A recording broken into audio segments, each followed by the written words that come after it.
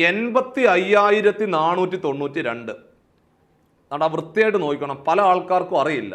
ഒരുപാട് നാളുകളായിട്ട് PSC പഠിക്കുന്ന ആളുകൾക്ക് ഇത്തരം കാര്യങ്ങൾ അറിയത്തുപോലും ഇല്ല. നോക്കൂ. എടാ മക്കളെ, 492 എത്ര 100 ഉണ്ട്? 100 കൊണ്ട് ഹരിക്കുക. ബാക്കിയുള്ള നമ്പർ 492 492 എത്ര 100 ഉണ്ടെന്ന് നോക്കണം. ഒരു സംഖ്യ 100 കൊണ്ട് ഹരിക്കാൻ 2 സ്ഥാനം ഇടത്തോട്ട് മറ്റി കുത്തിയാൽ പോരാടാ. എടാ കുഞ്ഞുങ്ങളെ, 1 കഴിഞ്ഞിട്ട് 9 വരുവാണെങ്കിൽ 1 കഴിഞ്ഞിട്ട് 9 വരുവാണെങ്കിൽ 1 കഴിഞ്ഞ് 9 വരുവാണെങ്കിൽ നമ്മൾ പറയും ആ സംഖ്യ 100 കോടിയാണെന്ന് പറയും. വിവിധ ഗ്രഹങ്ങളിലേക്കുള്ള ദൂരം ചുവടെ പട്ടികയിൽ തന്നിരിക്കുന്നു.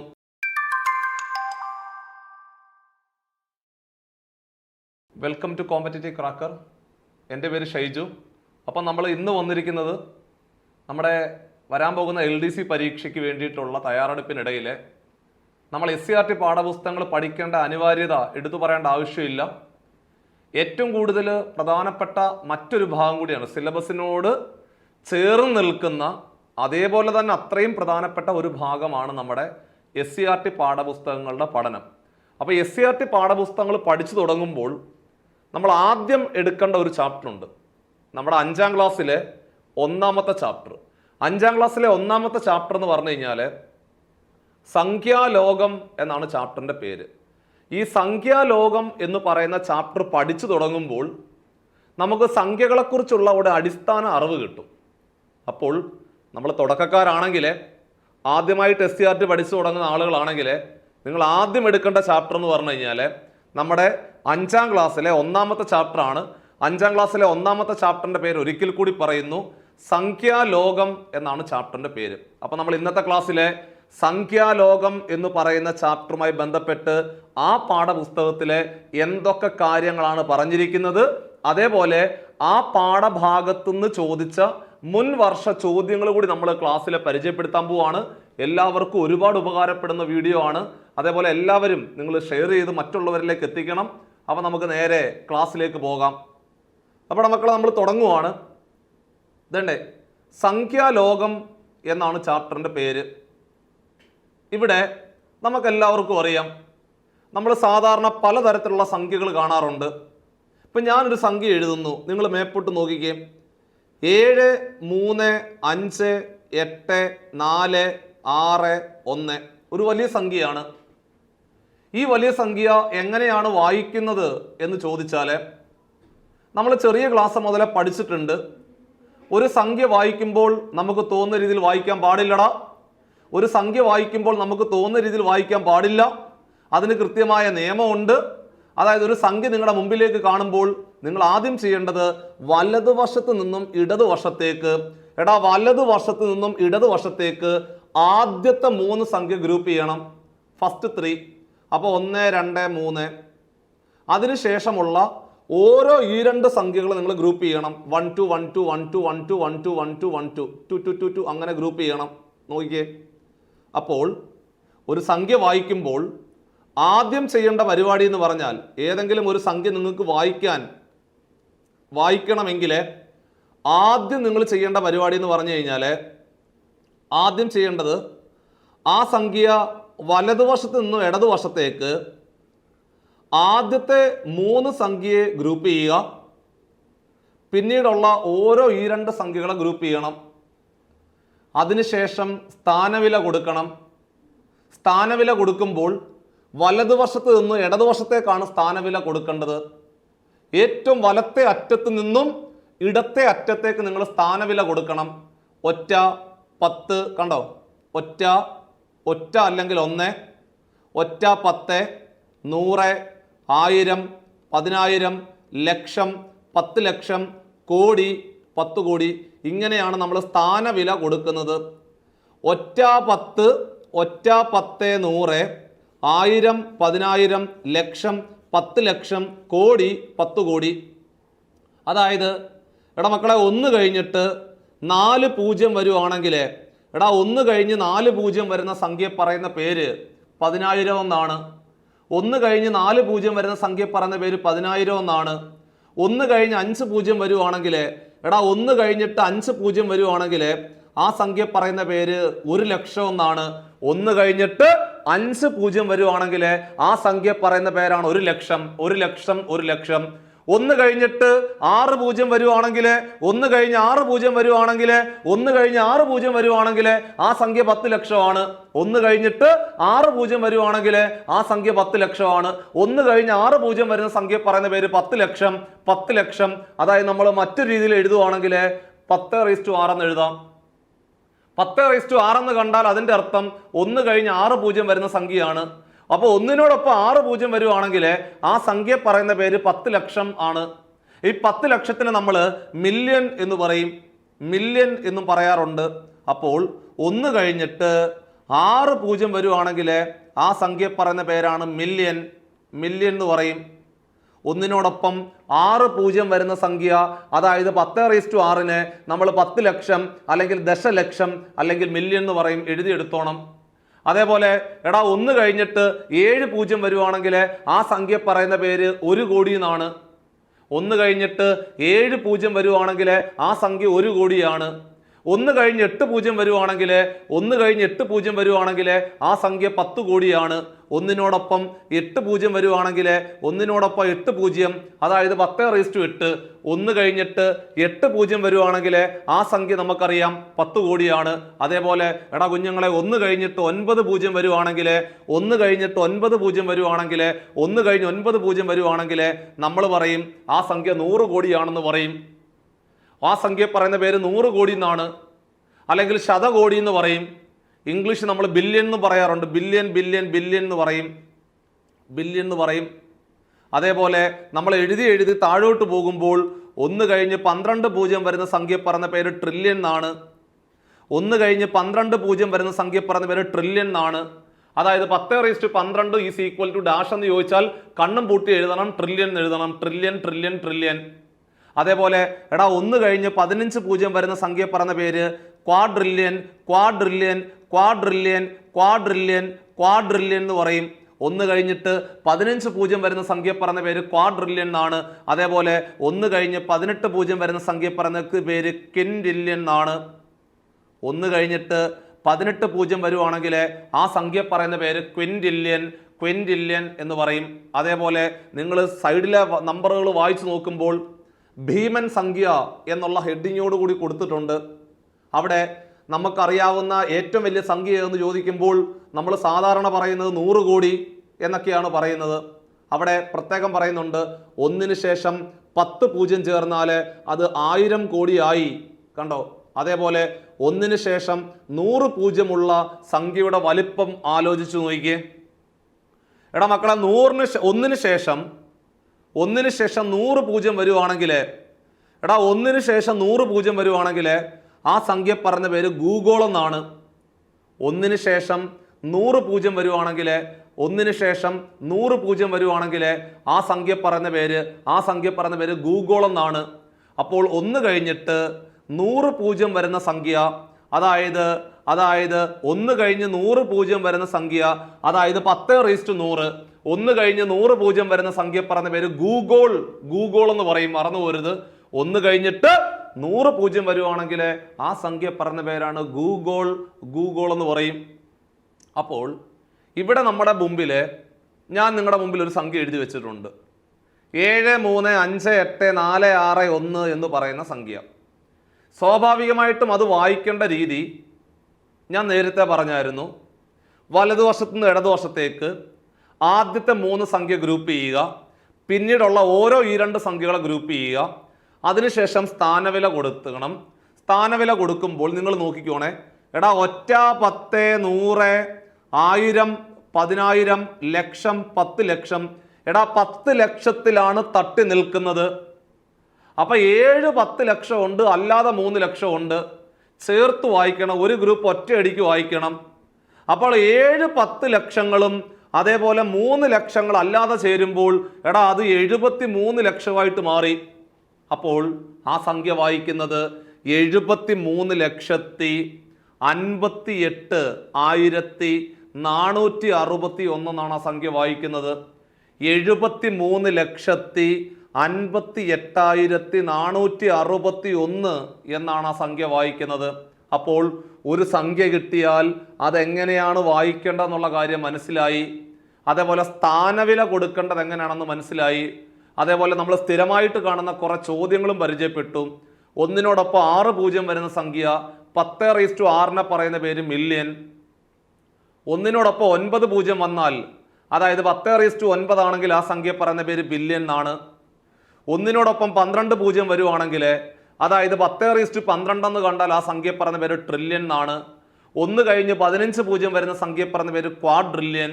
1 കഴിഞ്ഞ് 18 പൂജ്യം വരുവാണെങ്കിൽ ആ സംഖ്യ പറയുന്ന പേര് ക്വിൻറ്റില്യൺ എന്നാണ്. ഇത്രയും കാര്യങ്ങൾ വൃത്തിയായിട്ട് നിങ്ങളൊരു ബുക്കിനകത്തേക്ക് നോട്ട് ചെയ്ത് വെച്ചിട്ടുണ്ടാവുമെന്ന് പ്രതീക്ഷിക്കുന്നു. അപ്പോൾ നമ്മൾ അടുത്ത പേജിലേക്ക് പോകുന്നു. അതായത് അടുത്ത പേജിനകത്ത് കൊടുത്തിരിക്കുന്ന ഒരു ടേബിളാണ് നിങ്ങൾക്ക്. സൂര്യനിൽ നിന്നും വിവിധ ഗ്രഹങ്ങളിലേക്കുള്ള ദൂരം ചുവടെ പട്ടികയിൽ തന്നിരിക്കുന്നു. ആ ദൂരം അവർ പറയുന്നുണ്ട്. എത്ര ഗ്രഹങ്ങളുണ്ടെന്ന് ചോദിക്കുമ്പോൾ നേരത്തെ നവഗ്രഹങ്ങളായിരുന്നു, ഇപ്പം നമുക്ക് 8 ഗ്രഹങ്ങളേ ഉള്ളൂ. അതിലൊന്ന് ബുധൻ, അതേപോലെ ശുക്രൻ, ഭൂമി, ചൊവ്വ, വ്യാഴം, ശനി, യുറാനസ്, നെപ്റ്റ്യൂൺ, ഇത്രയുമാണ് നമ്മുടെ ഗ്രഹങ്ങൾ.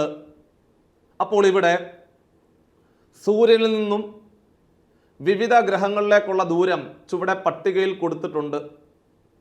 അതായത് സൂര്യനിൽ നിന്നും ബുധനിലേക്കുള്ള അകലം ആണ് കിലോമീറ്ററിലെ 579091715 എന്ന് കൊടുത്തിരിക്കുന്നത്. ചോദ്യകർത്താവ് പറയുന്നത്, എടാ മക്കളെ, നിങ്ങൾ ഇത് എങ്ങനെയാണ് വായിക്കുന്നത് എന്നാണ് ചോദിക്കുന്നത്. അപ്പോൾ 5ാം ക്ലാസ് പാഠപുസ്തകത്തിലെ കുഞ്ഞുങ്ങൾക്ക് വേണ്ടിയിട്ട് കൊടുത്തിരിക്കുന്ന ഭാഗമാണ് ഒരു സംഖ്യ കിട്ടിയാൽ എങ്ങനെയാണ് വായിക്കേണ്ടത്. ഞാൻ ആദ്യം പറഞ്ഞു, വലതുവശത്ത് നിന്നും ഇടതുവശത്തേക്ക് ആദ്യത്തെ 3 സംഖ്യ ഗ്രൂപ്പ് ചെയ്യുക. റൈറ്റ് ടു ലെഫ്റ്റ് ആദ്യത്തെ 3 സംഖ്യ ഗ്രൂപ്പ് ചെയ്യണം. എടാ, റൈറ്റ് ടു ലെഫ്റ്റ് ആദ്യത്തെ 3 സംഖ്യ ഗ്രൂപ്പ് ചെയ്യുക. പിന്നീടുള്ള ഓരോ ഈ 2 സംഖ്യകളെ നിങ്ങൾ ഗ്രൂപ്പ് ചെയ്യണം. പിന്നീടുള്ള ഓരോ ഈ 2 സംഖ്യകളെ നിങ്ങൾ ഗ്രൂപ്പ് ചെയ്യണം. എന്നിട്ട് സ്ഥാനവില കൊടുക്കണം. 1, 10, 100, 1000, 10000, ലക്ഷം, 10 ലക്ഷം, കോടി. അത് കോടിയിലാണ് തട്ടി നിൽക്കുന്നത്. അങ്ങനെയാണെങ്കിൽ ആ സംഖ്യ വായിക്കുന്നത് 5,09,91,175 എന്നാണ് വായിക്കുന്നത്. ഒന്നും കൂടെ, 5,79,91,175 എന്നാണ് ആ സംഖ്യ വായിക്കുന്നത്. അതുപോലെയുള്ള കാര്യങ്ങളാണ് ആ ഒരു ഭാഗത്ത് കൊടുത്തിരിക്കുന്നത്. അപ്പോൾ ഒരു സംഖ്യ കിട്ടിയാൽ അതെങ്ങനെയാണ് വായിക്കുന്നത് എന്ന് മാത്രമേ ഈ ഒരു പേജിനകത്ത് തുടർച്ചയായിട്ട് പറഞ്ഞിട്ടുള്ളൂ. സോ അവിടുന്ന് ഒരു മത്സര പരീക്ഷയ്ക്ക് ചോദിക്കാൻ പറ്റിയ ചോദ്യങ്ങൾ ആ ഒരു ഭാഗത്ത് ഇനി ഉണ്ടെന്ന് തോന്നുന്നില്ല. ഒരു സംഖ്യ കിട്ടിയാൽ അതെങ്ങനെയാണ് വായിക്കുന്നത് എന്ന് മാത്രം ഒന്ന് അറിഞ്ഞിരുന്നാൽ മതിയാവും. അതേപോലെ നമ്മുടെ പരീക്ഷയ്ക്ക് വേണ്ടിയിട്ട് ഒരു ഏറ്റവും പുതിയൊരു എക്സ്ക്ലൂസീവ് ബാച്ച് നമ്മൾ സ്റ്റാർട്ട് ചെയ്യുന്നുണ്ട്. ആ ബാച്ചിൻ്റെ പ്രത്യേകത എന്താണെന്ന് വെച്ച് കഴിഞ്ഞാൽ, നമ്മൾ 50 പേരെ മാത്രം ഉൾക്കൊള്ളിച്ചുകൊണ്ടാണ് ഈ ബാച്ച് ഓപ്പൺ ചെയ്യുന്നത്.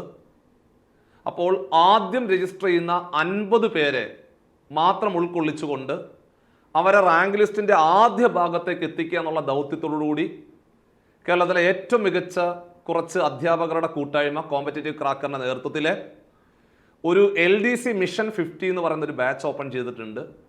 സോ ആ ഒരു ബാച്ചിലേക്ക് അഡ്മിഷൻ എടുക്കുവാൻ വേണ്ടിയിട്ട് നിങ്ങൾ ഈ കാണുന്ന നമ്പറിൽ കോൺടാക്ട് ചെയ്യുക. ഇനിയും അഡ്മിഷൻ എടുക്കാത്തവർക്ക് ലിമിറ്റഡ് സമയം കൊണ്ട് നിങ്ങൾക്ക് ഈ പറഞ്ഞിരിക്കുന്ന സിലബസിനകത്ത് പ്രധാനപ്പെട്ട എല്ലാ ഭാഗങ്ങളും ക്ലിയർ ചെയ്തുകൊണ്ട് ഒരൊറ്റ പരീക്ഷ മാത്രമേ ഉള്ളൂ നമുക്ക് ഏറ്റവും മികച്ച രീതിയിൽ റാങ്ക് ലിസ്റ്റിൻ്റെ ആദ്യ ഭാഗങ്ങളിൽ നിങ്ങളുടെ പേരുകൾ ഉണ്ടാകാൻ വേണ്ടിയിട്ട് ഈ ബാച്ചിൽ ധൈര്യപൂർവ്വം നിങ്ങൾക്ക് ജോയിൻ ചെയ്യാവുന്നതാണ്. 8590202323 എന്ന് പറയുന്ന ഈ ബാച്ചിലെ ഈ ഒരു ഫോൺ നമ്പറിലേക്ക് നിങ്ങൾ കോൺടാക്ട് ചെയ്യുക. ആ ഒരു ബാച്ചിലേക്ക് അഡ്മിഷൻ എടുക്കാവുന്നതാണ്. ഏറ്റവും പുതിയ എക്സ്ക്ലൂസീവ് ബാച്ച് ആണെന്നുള്ള കാര്യം ഒരിക്കൽ കൂടി ഓർമ്മിപ്പിക്കുന്നു. 50 പേരെ മാത്രം ഉൾക്കൊള്ളിച്ചുകൊണ്ടുള്ള ബാച്ചാണത്.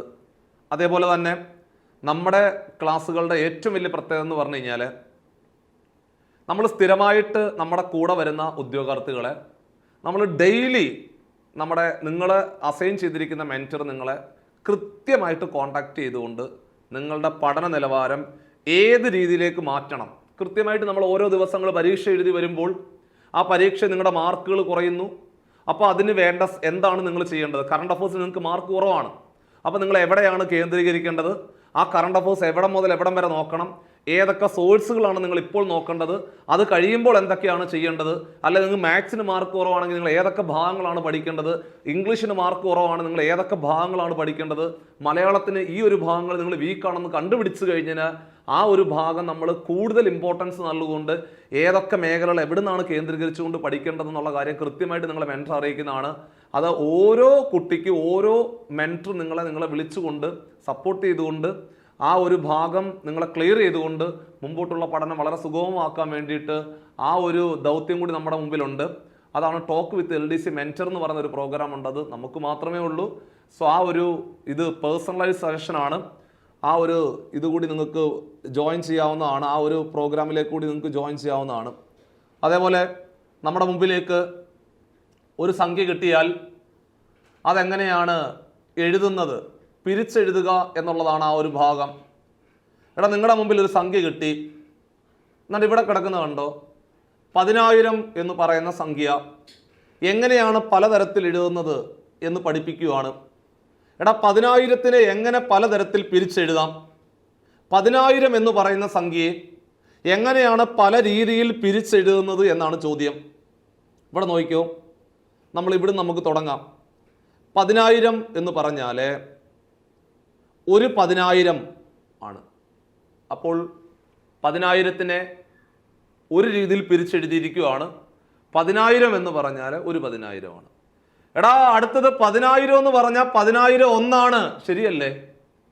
10,000 എന്ന് പറഞ്ഞാൽ 10,000 ഒന്നുകൾ ചേരുമ്പോഴാണ് 10,000 കിട്ടുന്നത്. അപ്പോൾ 10,000-നെ മറ്റൊരു രീതിയിൽ പിരിച്ചെഴുതി.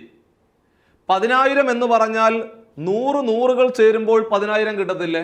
കിട്ടും.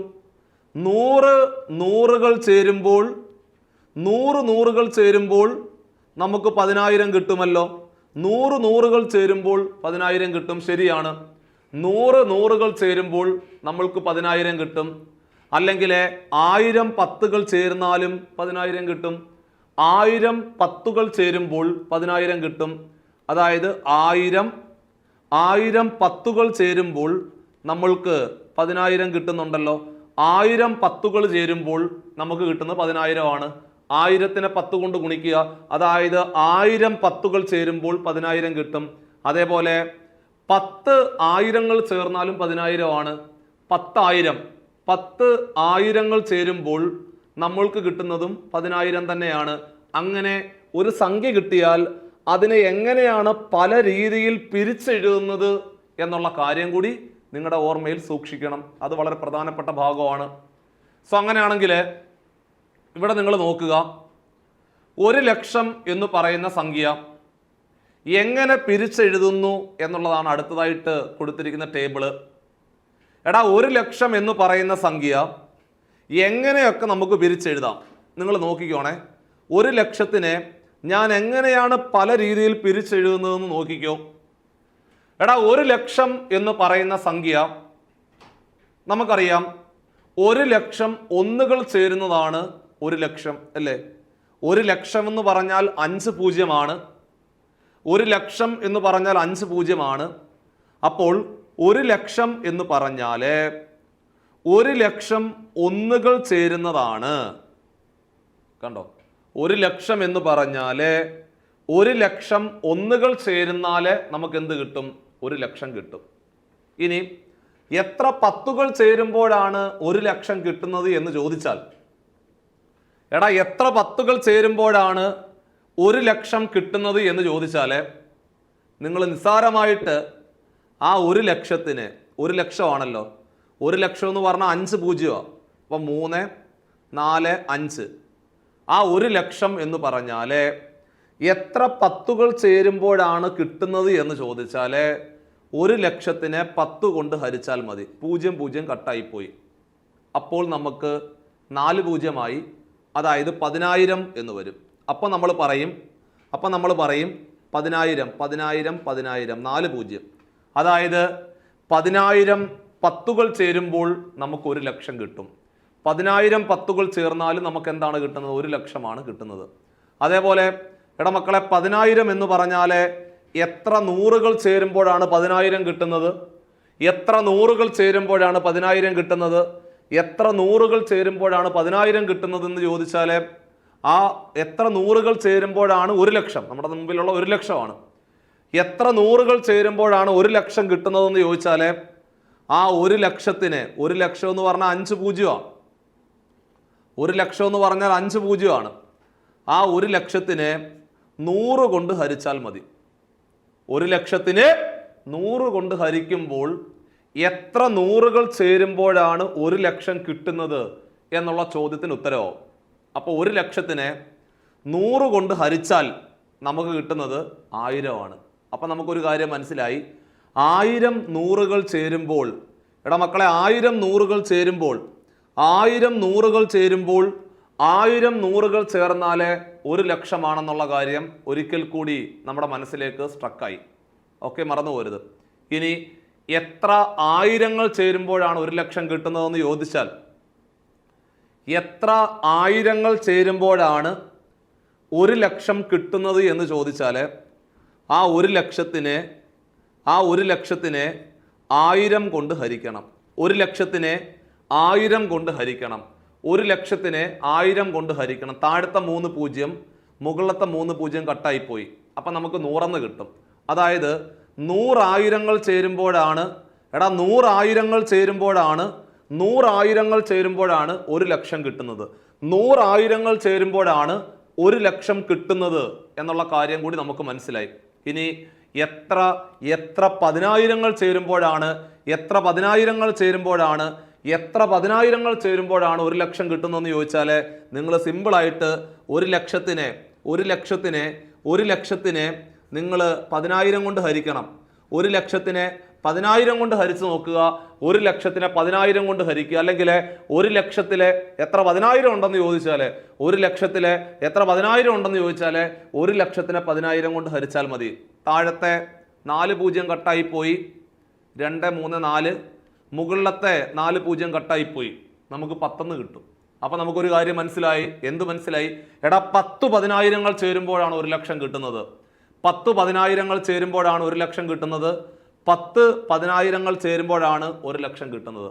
10 10,000 ചേരുമ്പോഴാണ് 1,00,000 കിട്ടുന്നത്. ഇനി 1,00,000 എന്ന് പറഞ്ഞാൽ എത്ര ലക്ഷങ്ങൾ ചേരുമ്പോഴാണെന്ന് ചോദിച്ചാൽ കണ്ണും പൂട്ടി പറയാം 1,00,000. അങ്ങനെ ഒരു സംഖ്യ കിട്ടിയാൽ അതെങ്ങനെയാണ് പിരിച്ചെഴുതുന്നതെന്ന് കൂടി നിങ്ങൾ പഠിച്ചു വെച്ചിരിക്കണം. ഒരു സംഖ്യ കിട്ടിയാൽ അതെങ്ങനെയാണ് പിരിച്ചെഴുതുന്നത് എന്നുള്ള കാര്യം ഒരു കാരണവശാലും മറന്നു പോരുത്. സോ കാര്യം മനസ്സിലായെന്ന് പ്രതീക്ഷിക്കുകയാണ്. അതായത് 1000 എന്ന് പറഞ്ഞാൽ എത്ര 10കൾ ചേരുമ്പോഴാണ് എന്ന് ചോദിച്ചാൽ 1000-നെ 10 കൊണ്ട് ഹരിച്ചാൽ മതി. 10,000 എന്ന് പറഞ്ഞാൽ എത്ര നൂറുകൾ ചേരുമ്പോഴാണ് 10,000-നെ 100 കൊണ്ട് ഹരിച്ചാൽ മതി. 50,000 എത്ര 10,000 ചേരുമ്പോഴാണ് 50,000-നെ 10,000 കൊണ്ട് ഹരിക്കുക. അങ്ങനെ ഒരു സംഖ്യ കിട്ടിയാൽ അത് എങ്ങനെയാണ് പിരിച്ചെഴുതുന്നത് എന്നുള്ള കാര്യം കൂടി നിങ്ങൾക്ക് മനസ്സിലായി കഴിഞ്ഞിരിക്കുന്നു. അപ്പോൾ അങ്ങനെയാണെങ്കിൽ ഒരു സംഖ്യ കിട്ടിയാൽ ഇപ്പം നിങ്ങളുടെ മുമ്പിൽ 1 2 3 4 5 6, അതായത് 10 ലക്ഷം എന്ന് പറയുന്ന ഒരു സംഖ്യയാണ്. ഈ 10 ലക്ഷം എന്ന് പറയുന്ന ഈ സംഖ്യ 10 ലക്ഷം എന്ന് പറയുന്ന ഈ സംഖ്യ പല രീതിയിൽ പിരിച്ചെഴുതാൻ നിങ്ങളോട് പറഞ്ഞിരിക്കുക. പല രീതിയിലായിട്ട് പിരിച്ചെഴുതാൻ പറഞ്ഞിരിക്കുക. എത്ര 1കൾ ചേരുമ്പോഴാണ് 10 ലക്ഷം കിട്ടുന്നത്, എത്ര 10കൾ ചേരുമ്പോഴാണ് 10 ലക്ഷം കിട്ടുന്നത്, എത്ര 100കൾ ചേരുമ്പോഴാണ് 10 ലക്ഷം കിട്ടുന്നത്, എത്ര ആയിരങ്ങൾ ചേരുമ്പോൾ, നിങ്ങളത് ചെയ്ത് പഠിക്കണം. എത്ര ആയിരങ്ങൾ ചേരുമ്പോഴാണ്, കാര്യം മനസ്സിലായല്ലോ. ഒറ്റ 10 100, എത്ര ആയിരങ്ങൾ ചേരുമ്പോഴാണ് കണ്ടുപിടിക്കണം. എത്ര 10,000 ചേരുമ്പോഴാണ് കണ്ടുപിടിച്ച് പ്രാക്ടീസ് ചെയ്യണം. എത്ര ലക്ഷങ്ങൾ ചേരുമ്പോഴാണ്, എത്ര 10 ലക്ഷം ചേരുന്നതാണ് 10 ലക്ഷം, അതെല്ലാവർക്കും അറിയാം, ഒരു 10 ലക്ഷമാണ്.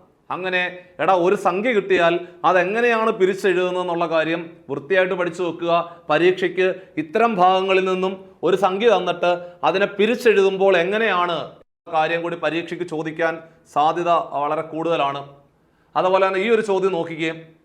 85,492-നെ ഏതെല്ലാം തരത്തിൽ എഴുതാം എന്നാണ് ചോദിച്ചിരിക്കുന്നത്.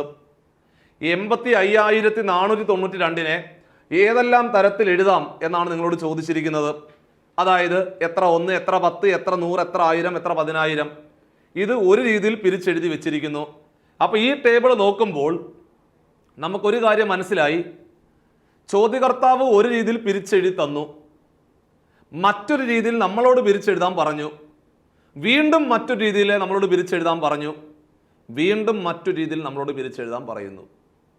അപ്പോൾ ഞാൻ ഈ റൈറ്റ് സൈഡിൽ കിടക്കുന്ന ആ ഒരു ടേബിൾ ഉണ്ടല്ലോ, അത് നിങ്ങൾക്ക് പൂരിപ്പിച്ച് തരാം.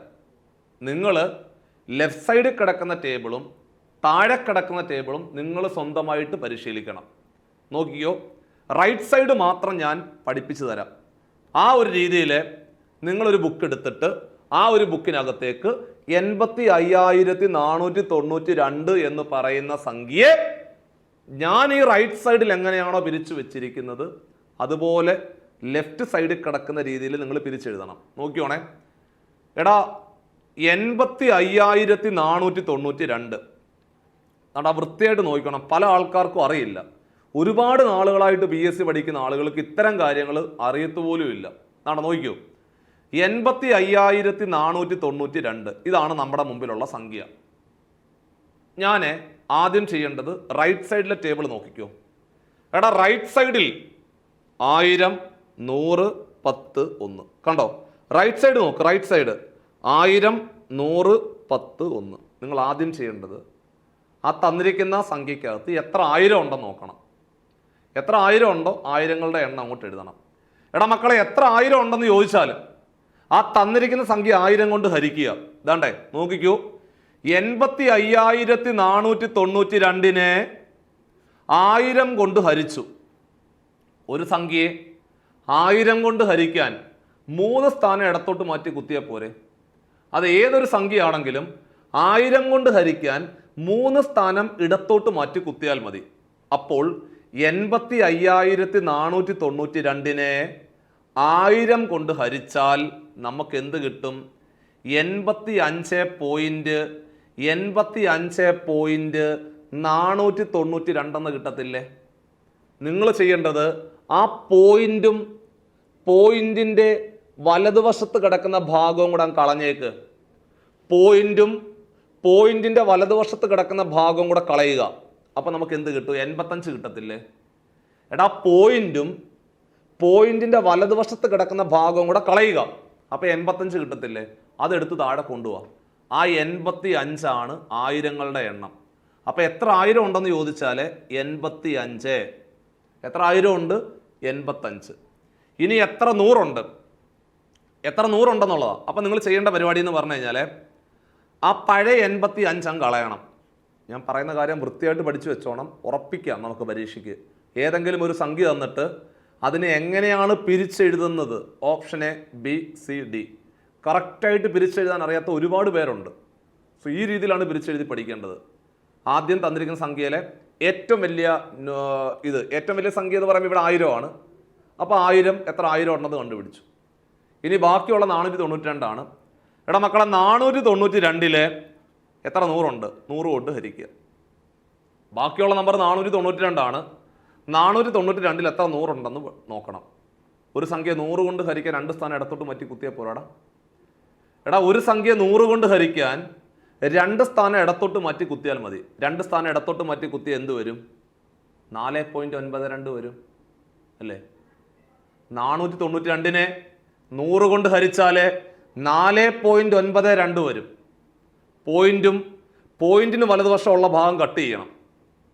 അപ്പോൾ നമുക്ക് 4.4 എന്ന് വരും. കാരണം പോയിന്റിന് വലതുവശമുള്ള ഭാഗം കട്ട് ചെയ്യുമ്പോൾ 4 എന്ന് വരും.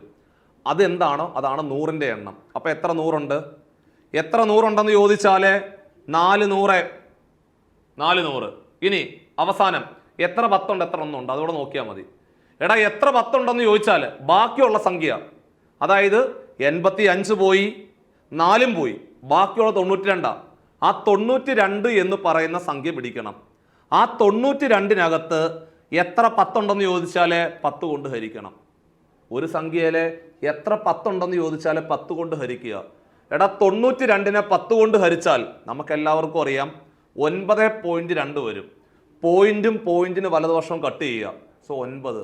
അതായത് 9 10കൾ ആണ് ഉള്ളത്. അങ്ങനെ 9 10കളുമായി. അങ്ങനെ ആ 9ഉം കളയുക. ബാക്കിയുള്ളത് 2 അല്ലേ? ആ 2-നകത്ത് എത്ര 1 ഉണ്ടെന്ന് ചോദിച്ചാൽ 2 തന്നെ ആയിരിക്കും. അപ്പോൾ ഈ സംഖ്യ പിരിച്ചെഴുതിയത് എങ്ങനെയാണ്? അതായത് 85,492 എന്ന് പറയുന്ന സംഖ്യ പിരിച്ചെഴുതിയത് 85,000 400 9 10 21. 85,000 400 9 10 21 ഇത്രയും ചേരുമ്പോൾ 85,492 കിട്ടും. അതേപോലെ തന്നെ നിങ്ങൾ ലെഫ്റ്റ് സൈഡിൽ കിടക്കുന്ന ടേബിൾ ഉണ്ടല്ലോ, എത്ര 10,000 ഉണ്ട്, എത്ര 1000 ഉണ്ട്, എത്ര 100 ഉണ്ട്, എത്ര 10 ഉണ്ട്, എത്ര 1 ഉണ്ട്, ആ രീതിയിൽ ആ ടേബിൾ നിങ്ങൾ പൂരിപ്പിക്കണം. അതേപോലെ ഏറ്റവും താഴെ 85,492 മറ്റൊരു രീതിയിൽ പിരിക്കണം. -10 -1 എത്ര 10 ഉണ്ട്, 10 കൊണ്ട് ഹരിക്കുക. പോയിന്റിന് വലതുവശം കട്ട് ചെയ്ത് കളയുക. ബാക്കിയുള്ളത് ആണ് ഒന്നുകളുടെ എണ്ണം. ഇത്തരത്തിലെ ഒരു സംഖ്യ കിട്ടിയാൽ എങ്ങനെയാണ് പിരിച്ചെഴുതേണ്ടത് എന്നുകൂടി നമ്മൾ ഈ ഒരു ഭാഗത്ത് ഡിസ്കസ് ചെയ്തിരിക്കുകയാണ്. അപ്പം നമ്മുടെ ഒന്നാമത്തെ പാർട്ട് നമ്മൾ ഈ ഒരു ചാപ്റ്ററിൻ്റെ ആദ്യത്തെ ഭാഗം ഇവിടെ അവസാനിപ്പിക്കുകയാണ്. അപ്പം നമ്മൾ ഇപ്പോൾ പഠിച്ചത് എങ്ങനെയാണ് ഒരു സംഖ്യ കിട്ടിയാൽ അതെങ്ങനെയാണ് വായിക്കേണ്ടത്, അതിനെങ്ങനെയാണ് സ്ഥാനവില കൊടുക്കേണ്ടത്, ഒരു സംഖ്യ കിട്ടിയാൽ എങ്ങനെയാണ് പിരിച്ചെഴുതേണ്ടത്, ഇത്രയും കാര്യങ്ങൾ നമ്മൾ ഡീറ്റെയിൽഡ് ആയിട്ട് പഠിച്ചിരിക്കുകയാണ്. വീഡിയോ ഒരിക്കൽ കൂടി കാണുക. വളരെ ബേസിക് ആയിട്ടുള്ള കാര്യങ്ങളാണ്, ഒരുപാട് ആളുകൾക്ക് അറിയാത്ത കാര്യങ്ങളാണ്. വീണ്ടും കണ്ടുപിടിക്കുക, നോട്ട് എഴുതി തയ്യാറാക്കുക. അടുത്ത ക്ലാസ്സിൽ ഇതിൻ്റെ പാർട്ട് 2 നമ്മൾ വീണ്ടും കാണും. So take care.